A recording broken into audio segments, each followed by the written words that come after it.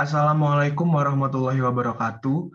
Kepada yang terhormat Ibu Wina Puspitasari SOS MSI, selaku dosen pengampu pengantar Public Relations, di sini kita kelompok 3 akan membahas tentang profesionalisme dan etika dalam public relations serta pertimbangan hukum. Saya Erisena Al-Anbiya dan rekan saya. Nama saya Sultan Sakalisa. Dan saya Muhammad Fajri Hadiansyah. Kita langsung ke materi. Materi ini akan dibacakan oleh Asyil. Yang pertama, pengertian etika dan public relation. Etika. Dalam sebuah kaidah, etika itu sangat penting. Menurut epistemologi, etika adalah peraturan atau norma yang dapat digunakan sebagai acuan bagi perilaku seseorang yang berkaitan dengan tindakan yang baik dan buruk. Kemudian, public relation. Proses interaksi atau kegiatan untuk menciptakan opini publik sebagai jalur yang menguntungkan kedua belah pihak untuk memperoleh pengertian, keuntungan, kepercayaan, dan penghargaan suatu publik. Yang kedua, etika dalam public relation. Etika dalam public relation itu sangat penting, karena dalam konteks hubungan, etika sangat diperlukan agar dapat menjalin hubungan yang baik. Sikap etis harus tercermin terlebih dahulu pada diri seorang PR yang profesinya banyak menyangkut hubungan manusia. Maka dari itu, seorang PR harus menguasai kode etik PR. Kemudian, kriteria public relation. Yang pertama, mampu berkomunikasi dengan baik. Persyaratan mendasar bagi seorang PR adalah harus mampu berkomunikasi baik secara lisan maupun tulisan. Selain itu, PR juga dituntun untuk bisa berbicara di depan umum dan mampu melakukan presentasi. Yang kedua, kemampuan kepemimpinan. Menjadi seorang PR memiliki tuntunan dan kemampuan mengantisipasi suatu masalah baik di dalam organisasi maupun di luar. Yang ketiga, kemampuan membina relasi. Harus mampu menciptakan serta mempertahankan networking dengan berbagai pihak yang berkaitan dengan perusahaan dan harus bisa bekerja dengan orang banyak. Yang keempat adalah kreatif. Kreativitas merupakan komponen yang paling penting dari suatu tindakan sebuah brand, produk, maupun perusahaan. Sebagai PR berarti harus penuh dengan gagasan atau ide-ide cemerlang serta kreatif, oleh karena itu PR harus memiliki wawasan yang luas. Kemudian yang kelima, kemampuan menghadapi suatu krisis. PR harus memiliki kemampuan untuk mempertahankan ketenangan perusahaan serta mengembangkan rencana strategis dengan cepat untuk mengolah situasi krisis. Selanjutnya akan dilanjutkan oleh Risana. Selanjutnya yang keenam, ada kemampuan menulis. Menjadi seorang praktisi PR diharuskan memiliki kemampuan menulis, baik untuk eksternal maupun internal. Yang ketujuh, kemampuan analisis pemberitaan. Memastikan bahwa pesan-pesan dari perusahaan sampai ke media. Yang kedelapan, ada pandai bernegosiasi. Kemampuan negosiasi ini penting karena praktisi PR bukan hanya bernegosiasi dengan pihak internal, tetapi juga harus menghadapi banyak pihak. Yang kesembilan, ada kemampuan menjalin relasi dengan media, atau disebut dengan media relations. Juga menjadi modal dasar bagi praktisi public relations dan harus mempunyai pemahaman, pengetahuan, serta keterampilan untuk mengenal media dengan baik. Yang terakhir, memiliki integritas dan jujur. Seorang praktisi PR harus memiliki kepribadian yang utuh, serta memiliki kredibilitas yang tinggi, yakni dapat diandalkan dan dipercaya oleh orang lain.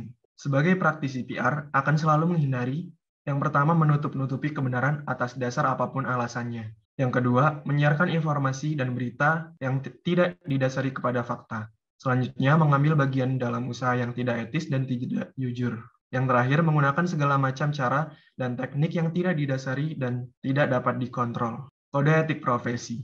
Kode etik profesi merupakan bagian dari moral etika terapan, karena dihasilkan berdasarkan penerapan dari pemikiran etis yang berkaitan dengan suatu perilaku atau aplikasi profesi tertentu, berpedoman dengan tindakan etik. Kode etik profesi terdiri atas dimensi etis dari public relations sebagai profesional yang tugas dan fungsinya mewakili suatu lembaga atau perusahaannya, bertumpu dengan mediator atau komunikator dalam menyampaikan pesan.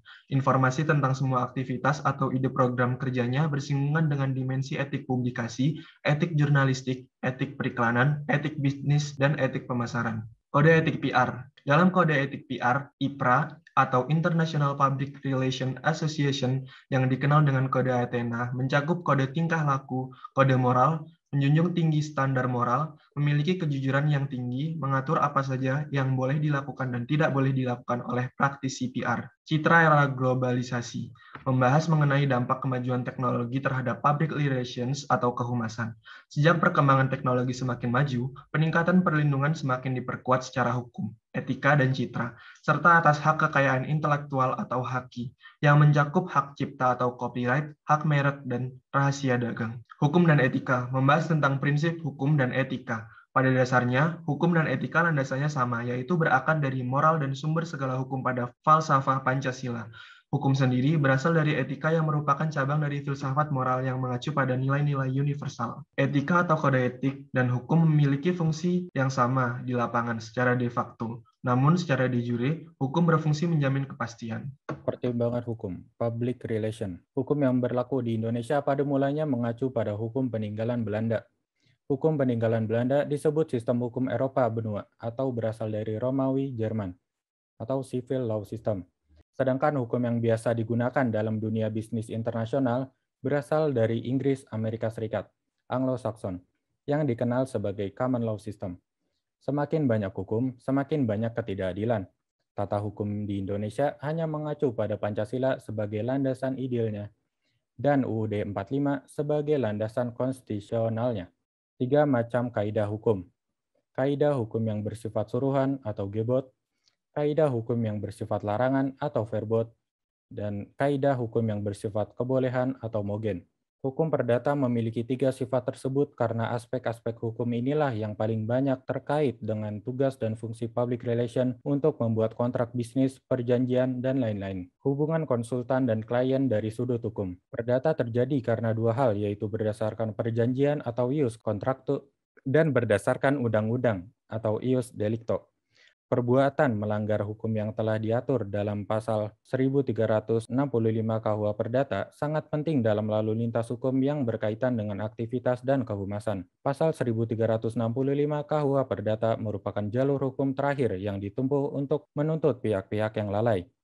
Masalah perdata yang menyangkut materi hukum lainnya seperti hak atas kekayaan intelektual atau HAKI yang secara hukum mencakup UU Hak Cipta, Merek, dan Paten. Aspek-aspek hukum kepidanaan.